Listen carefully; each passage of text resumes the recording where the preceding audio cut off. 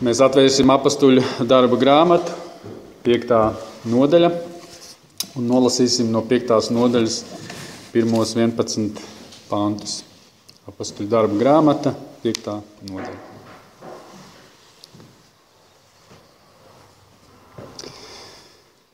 Bet kāds vīrs, vārdā Ananija, ar savu sievu Sapfiru, pārdeva savu īpašumu, un ar sievas ziņu paturēja sev daļu maksas, un kādu daļu atnesa, nolika to pie apastuļu kājām. Tad Pēteris sacīja: Ananija, kāpēc Sātans piepildīs tavu sirdi, ka tu meloji svētajam garam un paturēji sev daļa tīruma maksas? Vai tas tavs būdams nevarēja tev palikt, un vai arī pārdot tas nebija tavā rīcībā? Kāpēc tu esi ieņēmis tādu lietu savā sirdī? Tu neesi melojis cilvēkam, bet Dievam. Dzirdēdams šos vārdus, Ananija pakrita un nomira, un lielas bailes pārņēma visus, kas to dzirdēja. Bet jaunekļi piecēlušies to apkopa un ārā iznesuši apglabāja. Pēc kādām 3 stundām ienāca arī viņa sieva, nezinādama, kas bija noticis. Tad Pēteris viņai teica: Saki man, vai jūs šo tīrumu par tādu maksu esat pārdevuši? Un viņa atbildēja: Jā, par tādu. Bet Pēteris viņai sacīja: Kāpēc jūs savā starpā esat norunājuši kārdināt tā kunga garu? Redzi to kājas, kas tavu vīru apglabājuši, ir durvju priekšā un iznesīs arī tevi. Tūdaļ tā nokrita pie viņa kājām un nomira. Jaunekļi ienākuši atrada to mirušu, iznesu viņu ārā un apglabāja blakus viņas vīram. Un lielas bailes pārņēma visu draudzi un visus, kas to dzirdēja. Āmen. Mēs nolieksim galvas lūkšanā. Godīgs pilnais Tēvs debesīs, mēs pateicamies par svētajiem rakstiem. Mēs pateicamies, Kungs, ka Tavs vārds ir dzīvs un spēcīgs.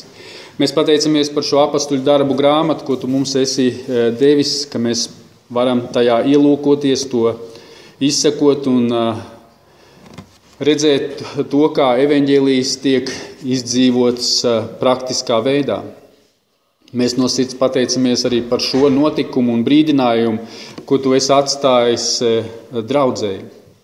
Ka nekāda netaisnība, nekādi meli, nekāda netīrība nevar pastāvēt Tavā svētuma priekšā. Mēs no sirds pateicamies, Kungs, ka arī šajā dienā Tu mūs esi aicinājis, lai mēs pārbaudām savus sirdis. Ka Tu mūs esi aicinājis, lai mēs izsekojam savus sirdis, vai mēs stāvam ticībā. Vai Kristus Jēzus mājo mūsos.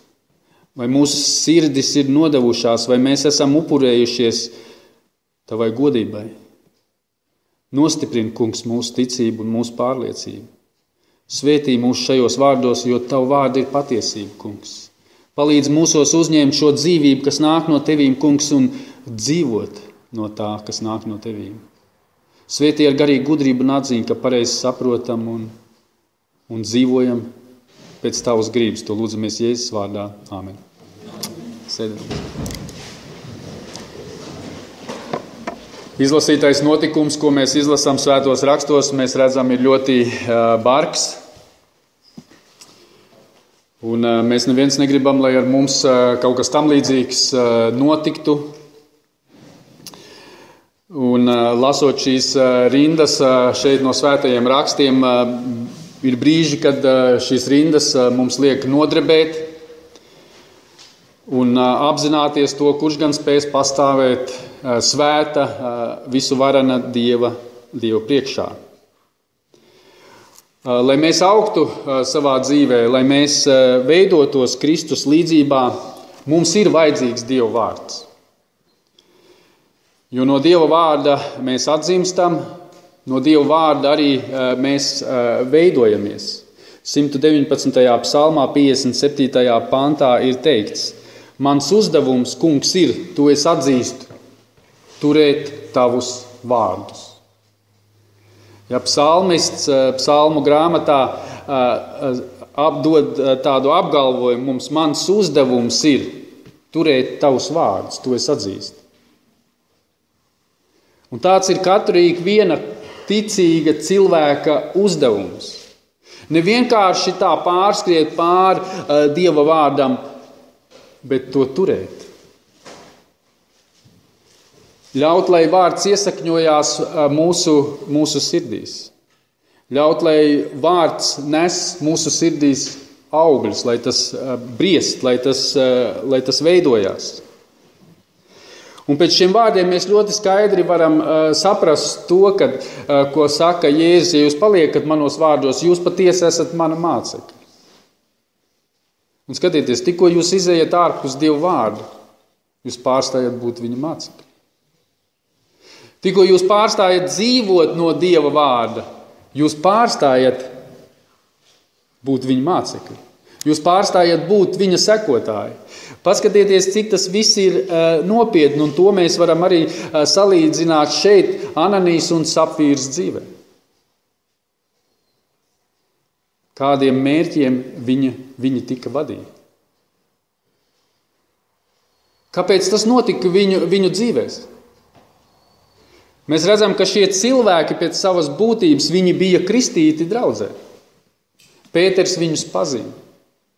Viņi piederēja pie draudzes, viņi bija redzējuši brīnums, ko apastuļi darīja. Viņi bija dzirdējuši evaņģēliju, ko apastuļi sludināja. Un tajā pašā laikā mēs redzam, viņi ir ieņēmuši sirdī, pat savā ģimenes sajietā izplānojuši, samelot draudzē. Šie vārdi mums parāda to, ka samelot cilvēkam, samelot draudzēji, samelot garīgam kādam vadītājam ir tas pats, kas samelot svētajam garam. Pēc šie teksta mēs to varam izlobīt. Šis teksts mums ļoti skaidri arī parāda to, kā veidojās tāda pseido viltus kristietība. Šodien ap draudzi mēs redzam ļoti bieži, gan draudzē, gan ap draudzi ir ļoti daudz cilvēku. Visi šie cilvēki, kas ir draudzē, sevi pozicionē par kristiešiem. Bet bieži vien mēs redzam, ka cilvēki nedzīvo garā, kad cilvēki dzīvo pēc miesas. Viņi savu miesas vēlmju vadīt. Šajā fragmentā Svētais Gars atklāja nepareizus motīvus. Un kā brālis brīnišķīgi tādu vārdu, ko es sadzirdēju psalmā, kad nepareiza virzība viņiem bija. Viņi virzījās ne tajā virzienā. Ananijas un Safīras notikums mums parāda, ka apkārt kristietībai ļoti bieži ir tādi cilvēki. Un viņi pat ir draudzē. Un tas ir vienmēr bijis tā. Cik kristīgā draudze pastāv, tas vienmēr ir bijis tā. Kāds komentārs raksta par pirmajām 4 nodaļām apastuļu darbu grāmatā, ka šajā draudzē nebija cilvēki, bet eņģeļi. Jo, kad mēs lasām pirmās 4 nodaļas, mēs redzamies ārkārtīgu lielu brāļu un māsas ticīgo nodošanos. Viņi dalījās, viņi upurējās, viņi ziedojās. Un šeit 5. nodaļā ienāk grēks. Un šis grēks sit šos 2 cilvēkus uz nāvi.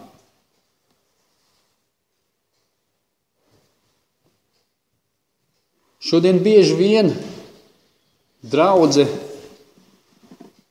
var izveidoties tāda pseido draudze, kurai ir ļoti daudz āršķirības, bet nav iekšējas dzīvības.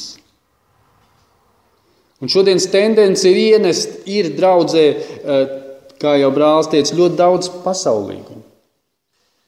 Šodien draudzēs grib ienest latviskumu, latviešu tradīcijas un mēģināt kaut kā savienot ar to kristietību. Un tikko tas notiek, tādu draudzi vairs nevar nosaukt par draudzi. Mēs redzam šādu mēģinājumu arī Ananijas un Safīras dzīvē. Un tāpēc mēs ļoti smalki mēģināsim paiet cauri šim notikumam. Šodien,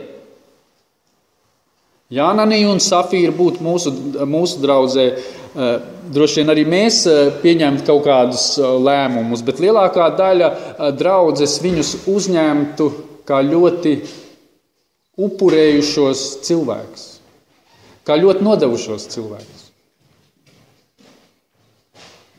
Kā cilvēki, kuri ļoti ir ziedojušies draudzei, par šo naudu, ko viņi ziedoja, varēja uzcelt vēl kādu jaunu draudzi. Un kura draudze gan negribētu tādas ienākumus. Pēterim droši vien pateikt šodien draudze, zini, Pēter, tu nemāki ar cilvēkiem strādāt. Kas tā ir pa attieksmi tev runāt tā ar cilvēkiem? It sevišķi paskatieties, kā šajā notikumā viņš runā ar sievieti. Arī tu nokritīs un arī tev aiz kājām iznesīs. Pēter, vai tā vispār var runāt ar sievieti?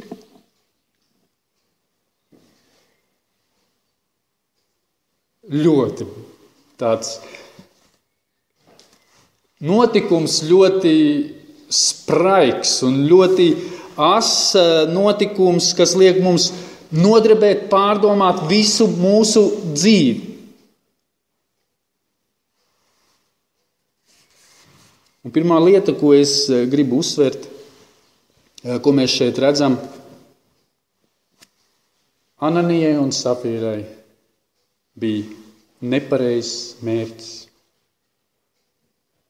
Viņi bija nepareiza mērķa virzīti. Viņi nebija atnākuši, lai Dievu pagodinātu, bet viņi jau mājās bija izplānojuši to, lai apslēptu savus netīros nolūkus. Izlasam vēlreiz divus pirmos pantus un mēģinam izsekot šiem pantiem līdzi, bet kāds vīrs, paņemiet jau šos trīs vārdus, bet kāds vīrs.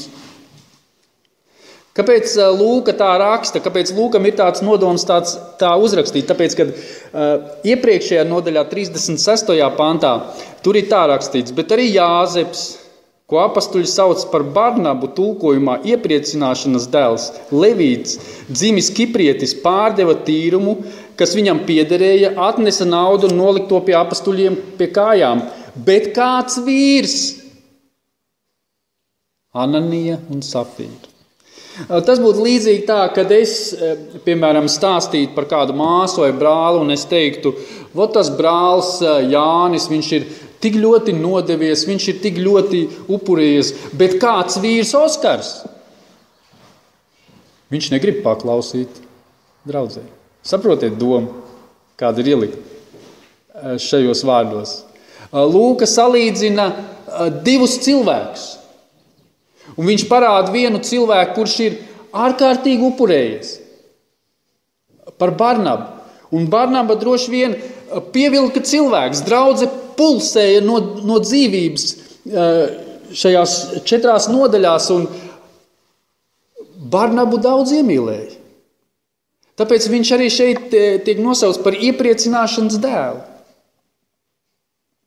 Bet tad parādās kāds vīrs, kas visu ūdeni grib saduļķot. Kas visu ūdeni grib samaisīt. Un mēs redzam, un pēc tā mēs varam izsecināt, kas notiek. Mēs redzam, ka Ananijam ir ienākusi sirdī skaudība. Kāpēc? Tāpēc, kad viņš redz, ka Barnaba ir nodevies, Barnabu visi mīl, Barnabā tiek augstu novērtēts draudzē, es arī gribu tādu slavu. Es arī gribu tādu ievērību. Un viņam ir vēlēšanās sevi apliecināt. Un viņu virza slava. Viņu virza tas, ka viņš grib būt ievērots, un skatieties, tālāk šī virzība rada skaudību. Vēl tālāk šo virzību vada liekulība, bet vēl tālāk, lai liekuļotu, vajag samelot, un tad mēs redzam nospēlē materiālie līdzekļi, mankārība ļoti lielu lomu. Un 9. pantā, kā mēs lasām, kad viņi ar sievu kārdināja Dievu. Mēģiniet līdzi izprast un saprast šo dinamiku, kāda šeit notiek. Viņi vēlās sevi apliecināt. Apliecināt, kāpēc? Tāpēc, kad ir nākusi sirdī skaudība. Šī skaudība ir radījusi liekulību viņu sirdīs. Lai liekulot, viņi sameloja, jo viņi bija mankārīgi, viņi daļu mantas gribēja paturēt, un gal galā viņi kārdināja Dievu. Šī ģimene izdomā ļoti tādu nesmuku lietu.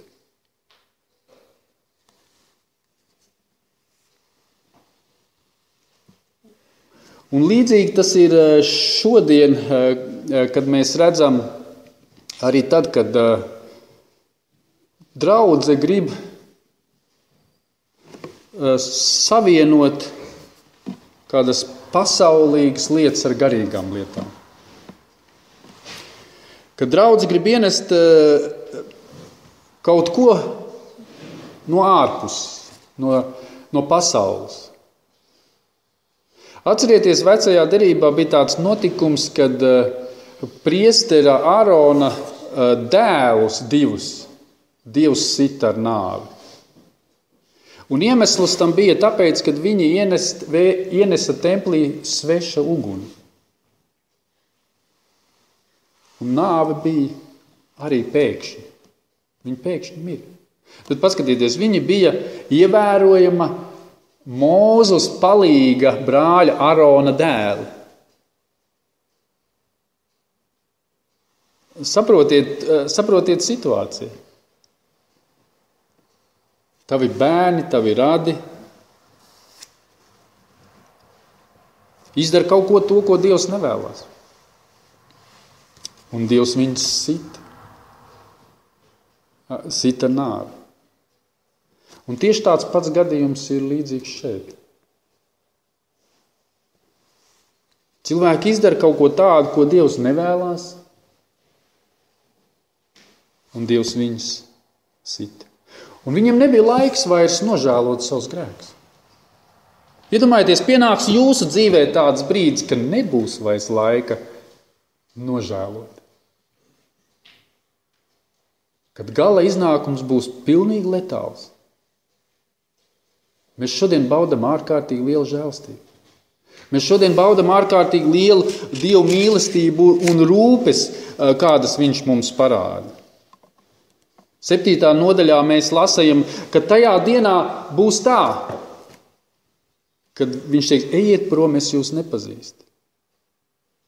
Kāpēc? Tāpēc, ka jūs neesat iegājuši pa šauriem vārtiem un jūs neesat gājuši pa šauro ceļu. Bet jūsu dzīve ir visu laiku bijusi tāda, ka jūs esat vēlējušies paši noteikt visu lietu būtību un kārtību. Mans uzdevums ir turēt Dievu vārdu. Un kamēr mēs to neatzīsim, mūsu dzīvē nekas nemainīsies. Vēl mēs redzam to, ka šo cilvēku dzīve skaidri, ko mēs varam redzēt, viņa dzīve ir vadīta no miesas. No miesas lēmumiem. Bet garīgs cilvēks kā dzīvo? Garīgs cilvēks dzīvo no gara. Un gara spēkā dara galu miesas darbiem. Un paskatieties, un tikai loģiski, ja jūs dzīvojat pēc miesas, kā Bībele saka, jums ir jāmirst. Bet ja jūs gara spēkā darat galu miesas darbiem, jūs dzīvosiet. Un cik tas ir postoši saukt sevi par kristieti, bet nedzīvot kā kristietis. Tas ir līdzīgi tā, mīļie. Jūs esat kādreiz redzējuši mūmiju vai kādās mednieku kādos namos piebāstu dzīvnieku. Esat kādreiz redzējuši? Viņš taču izskatās tieši tāds pats kā īsts. Un viņš ir īsts. Pēc būtības viņš ir īsts. Kas viņam nav? Dzīvības viņam nav. Un šodien daudzi kristieši ir tieši tādi paši piebāst mūmiju.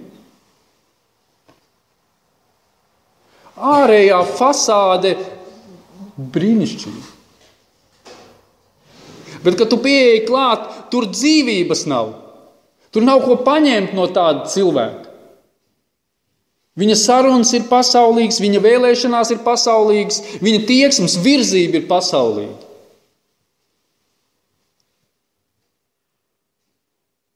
Un tāda, mīļa, nav tikai atsevišķi cilvēki. Tāds ir veselām draudzes.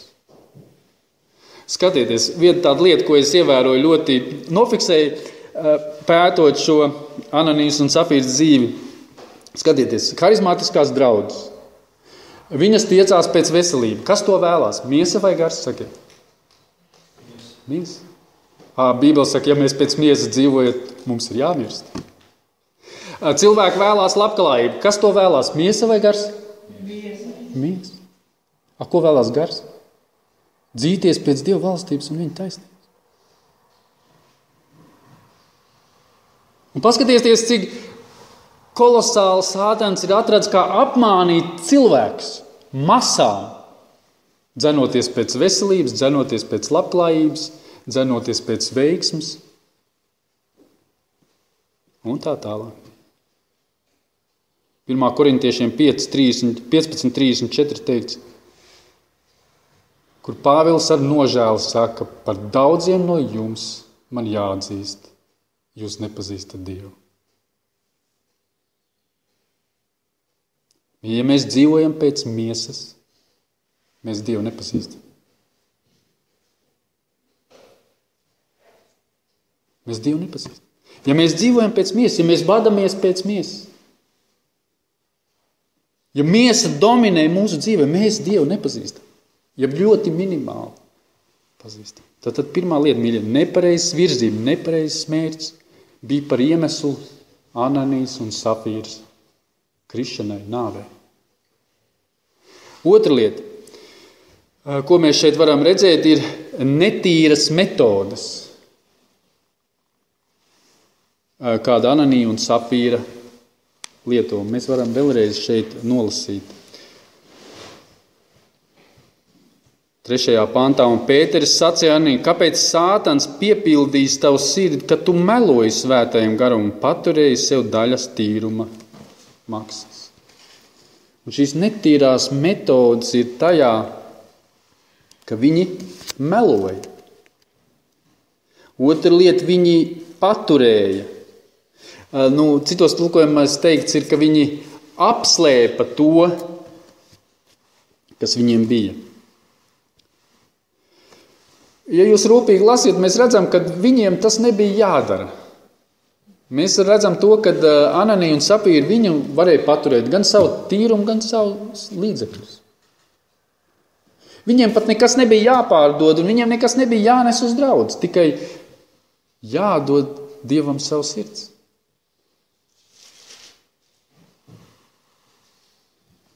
Bet redziet, savas mankārības dēļ, to, ka viņi vēlējās sevi apliecināt un vēlējās slavu, viņi izdomā šādu viltību un pielietot šādu muļķīgu metodi.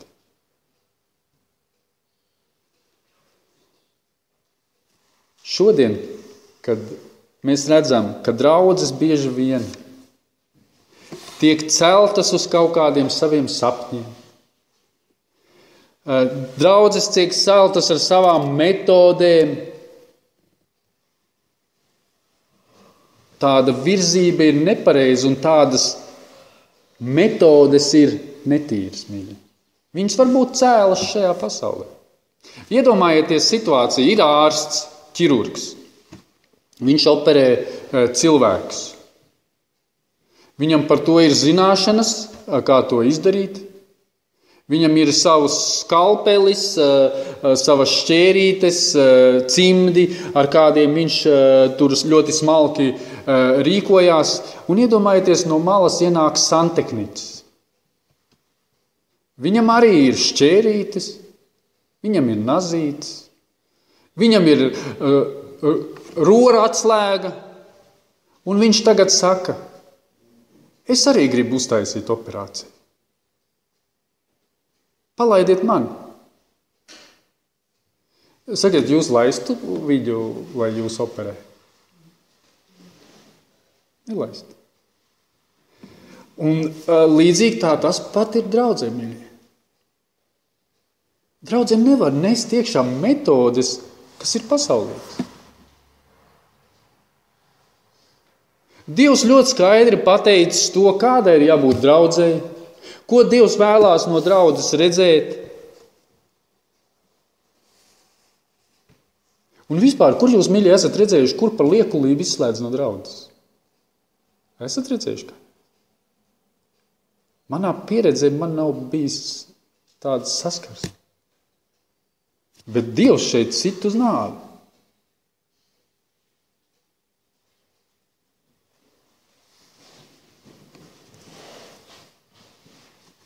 Dievs to izdarīja.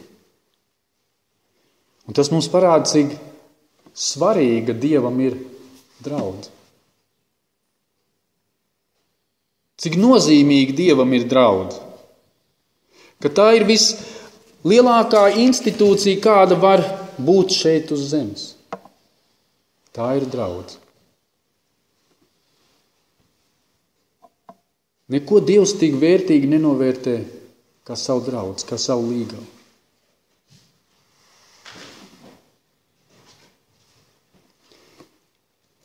Tad otrā lieta – netīras metodas. Mēs nedrīkstam ar savām metodēm, ienest savas metodas un ar savām metodēm draudzi veidot. Jo Dievs to nevēlas. Trešā lieta, ko mēs šeit redzam, ir negaidīts sods. Viņi nokrita un nomira.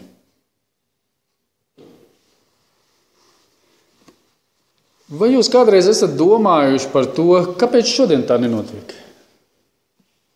Kad cilvēks atnāk, liekuļo, un kāpēc viņš nemirst?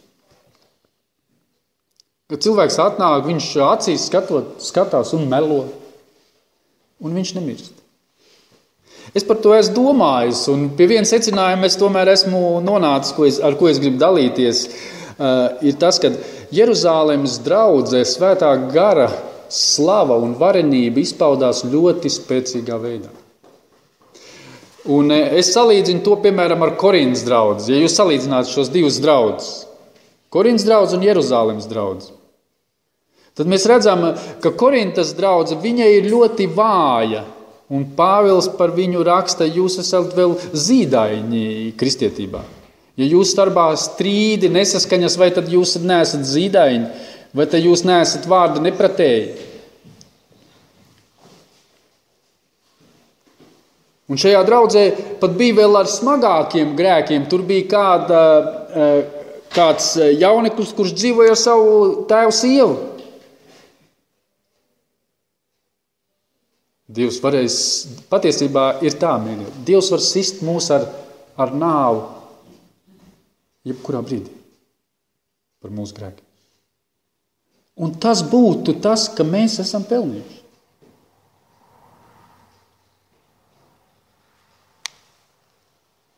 Bet pateicoties Dieva žēlastībai, pateicoties viņa pacietībai, mēs baudam viņa žēlastību. Vai šeit nav jālīst asarām par mūsu vaigiem? Vai šeit nav vēl zemāk mums jānoliecās Dievu priekšā? Vai šeit nav mums jāapzinās, ka es neesmu neko vērts? Man sen vajadzēja būt Dieva satriekti. Bet mēs baudam viņa žēlastību. Vēl vecā derībā ir tāds notikums, kad bija pravietis Elīsa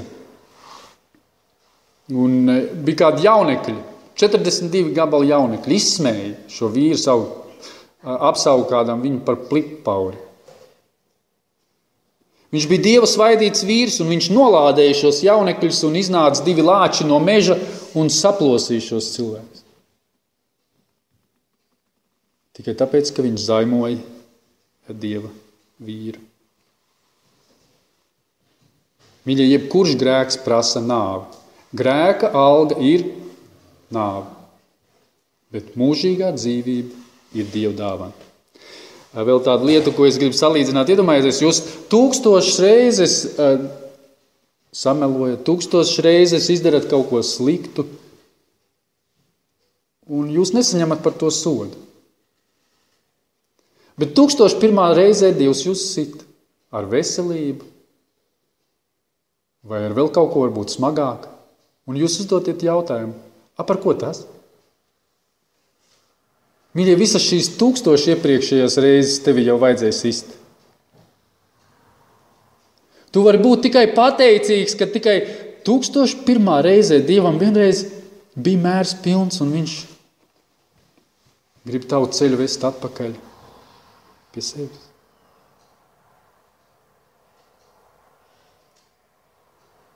Tāpēc mums ir ja mēs dzīvojam ar tādu domu, mēs saprotam, mana dzīve ir pilnīgi atkarīga no Dieva. Un manam skatam ir nepārtraukti jābūt vērstam uz Dievu. Vecā derībā, kad Izraels grēkoja, Dievs sūtīja viņiem indīgus čūskas, kad viņi sakod un viņi mira. Un tad, kad viņi uz brēc uz Dievu, viņi Mozumu lika uzcelt varas čūsku, un kas skatījās uz šo varu čūsku, izdzīvoja. Un tas ir salīdzinājums par Kristu. Kad mēs skatāmies uz Kristu, mēs varam izdzīvot. Ka mums ir salīdzināšanās ar Kristu, ka mēs dzīvojam tiecosties pēc svētas dzīves. Ļoti daudz notikumu vecā derībā apraksta vienkārši briesmīgus notikumus, kā Dievs sit tos, kas ir bijuši nepaklausīgi. Un 4. lieta, ko es gribu šeit vēl šodien pieminēt, ir negaidīts efekts. Negaidīts efekts. Visa draudze un cilvēki apkārt bija izbijušies. Mēs varam nolasīt šeit 11. pāntu. Ja? Un lielas bailes pārņēma visu draudzi un visu, kas to dzirdēja. Par to smalkāk mēs runāsim, kādas svētības šis notikums dod mūsu dzīvē nākamā svētdienā. Šajā svētdienā es gribu, lai jūs apzināties šo nopietnību, kādas sekas ir nepaklausīt Dievam. Kādas sekas ir dzīvot savā grēkā. Kādas sekas ir darīt grēku. Salamam pamācības 6, 16 līdz 19. Es gribu, lai jūs šos pāntus iemācāties no galvas, un tas būs arī mājas darbs. Šīs 6 lietas, kas kungs ienīst. Un 7. viņam ir negantība. Augstprātīga acs, melīga mēle, rokas, kuras izlej nevainīgo asins, sirds, kas staigā apkārt ļaunu viltu sevī, kājas, kuras ir raitas, lai nodarītu citam ļaunu, viltīgs liecinieks, kurš nekaunīgi runā melus, un tas, kurš rada nesaskaņas brāļu starpā. Šīs 6 lietas tas kungs ienīst. Un 7. viņam ir pilnīgi negantība. Tāpēc mēs esam aicināti dzīvot vienprātībā, dzīvot pazemībā, uzskatīdams citu augstāk par sevi. Daži praktiski piemēri, ko es jums gribu iedot. Pirmā lieta, uz ko es jūs gribu aicināt. Piefiksējiet to sev un dzīvojiet tā. Rūpējieties par draudzes tīrību. Mīļie, neslēpiet grēku. Ja jūs redzat, ka brālis vai māsa grēko, norādiet, sakiet par to, runājiet par to. Rūpējieties par draudzes tīrību. Vērtējiet paši savu dzīvi. Ja jūs netiekat galā ar savu grēku, dalieties ar to. Lūksim, domāsim kopā.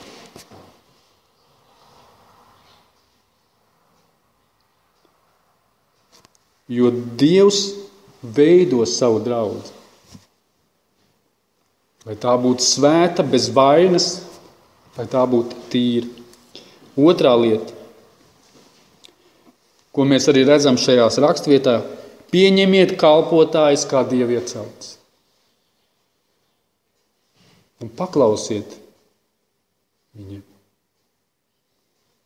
Jo šeit tiek parādīts šajā līdzībā, ka viņi sameloja kam? Pēterim vai Svētajam garam?